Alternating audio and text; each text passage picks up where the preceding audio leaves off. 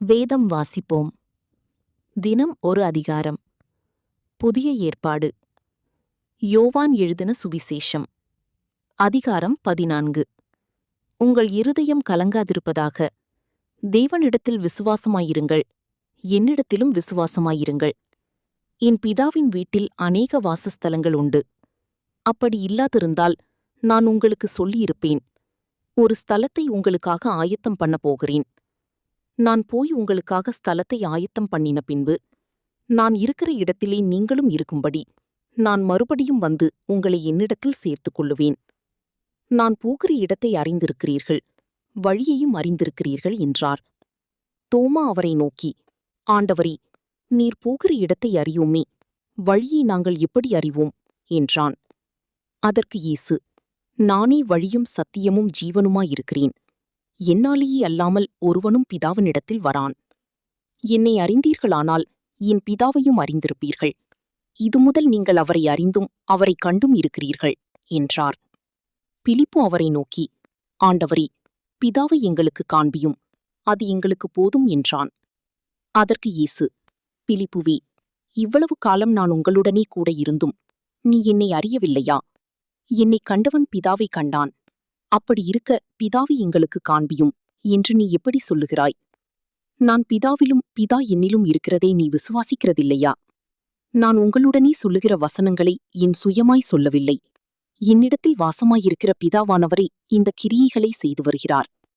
நான் பிதாவிலும் பிதா என்னிலும் இருக்கிறதை நம்புங்கள். அப்படி இல்லாவிட்டாலும் என் கிரியைகளின் நிமித்தமாவதாவது என்னை நம்புங்கள்.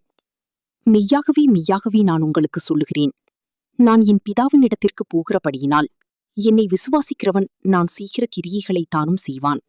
இவைகளைப் பார்க்கிலும் பெரிய கிரியைகளையும் செய்வான். நீங்கள் என் நாமத்தினாலே எதை கேட்பீர்களோ, குமாரனில் பிதா மகிமைப்படும்படியாக அதை செய்வேன். என் நாமத்தினாலே நீங்கள் எதை கேட்டாலும் அதை நான் செய்வேன். நீங்கள் என்னிடத்தில் அன்பாயிருந்தால் என் கற்பனைகளை கைக்கொள்ளுங்கள். நான் பிதாவை வேண்டிக் கொள்வேன். அப்பொழுது என்றென்றைக்கும் உங்களுடனே கூட இரும்படிக்கு சத்திய ஆவியாகிய வேறொரு தீட்சரவாளனை அவர் உங்களுக்கு தந்தருளுவார். உலகம் அந்த சத்திய ஆவியானவரைக் காணாமலும் அறியாமலும் இருக்கிறபடியால் அவரை பெற்றுக்கொள்ள மாட்டாது. அவர் உங்களுடனே வாசம் பண்ணி உங்களுக்குள்ளே இருப்பதால் நீங்கள் அவரை அறிவீர்கள். நான் உங்களை திக்கற்றவர்களாக விடேன், உங்களிடத்தில் வருவேன். இன்னும் கொஞ்ச காலத்திலே உலகம் என்னை காணாது, நீங்களோ என்னை காண்பீர்கள். நான் பிழைக்கிறபடியினால் நீங்களும் பிழைப்பீர்கள். நான் என் பிதாவிலும் நீங்கள் என்னிலும் நான் உங்களிலும் இருக்கிறதை அந்நாளிலே நீங்கள் அறிவீர்கள். என் கற்பனைகளை பெற்றுக்கொண்டு அவைகளை கைக்கொள்கிறவனே என்னிடத்தில் அன்பாயிருக்கிறான். என்னிடத்தில் அன்பாயிருக்கிறவன் என் பிதாவுக்கு அன்பாயிருப்பான். நானும் அவனில் அன்பாயிருந்து அவனுக்கு என்னை வெளிப்படுத்துவேன் என்றார்.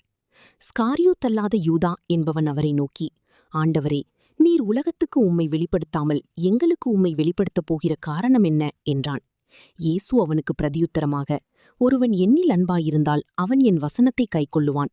அவனில் என் பிதா அன்பாயிருப்பார். நாங்கள் அவனிடத்தில் வந்து அவனோடே வாசம் பண்ணுவோம்.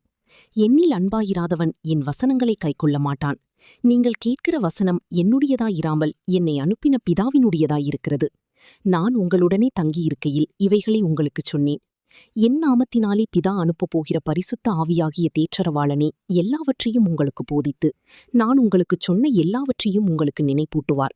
சமாதானத்தை உங்களுக்கு வைத்துப் போகிறேன், என்னுடைய சமாதானத்தையே உங்களுக்கு கொடுக்கிறேன். உலகம் கொடுக்கிற பிரகாரம் நான் உங்களுக்கு கொடுக்கிறதில்லை. உங்கள் இருதயம் கலங்காமலும் பயப்படாமலும் இருப்பதாக. நான் போவேன் என்றும் திரும்பி உங்களிடத்தில் வருவேன் என்றும் நான் உங்களுடனே சொன்னதை கேட்டீர்களே. நீங்கள் என்னில் அன்புள்ளவர்களாயிருந்தால் பிதாவினிடத்திற்கு போகிறேன் என்று நான் சொன்னதை குறித்து சந்தோஷப்படுவீர்கள். ஏனெனில் என் பிதா என்னிலும் பெரியவராயிருக்கிறார். இது நடக்கும்போது நீங்கள் விசுவாசிக்கும்படியாக நடப்பதற்கு முன்னமே இதை உங்களுக்குச் சொன்னேன். இனி நான் உங்களுடனே அதிகமாய் பேசுவதில்லை. இந்த உலகத்தின் அதிபதி வருகிறான், அவனுக்கு என்னிடத்தில் ஒன்றுமில்லை.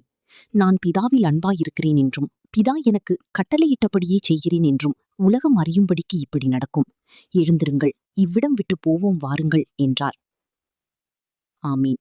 கர்த்தருடைய ஆசீர்வாதம் உங்கள் மேல் இருப்பதாக. ஆமீன். ஆமீன்.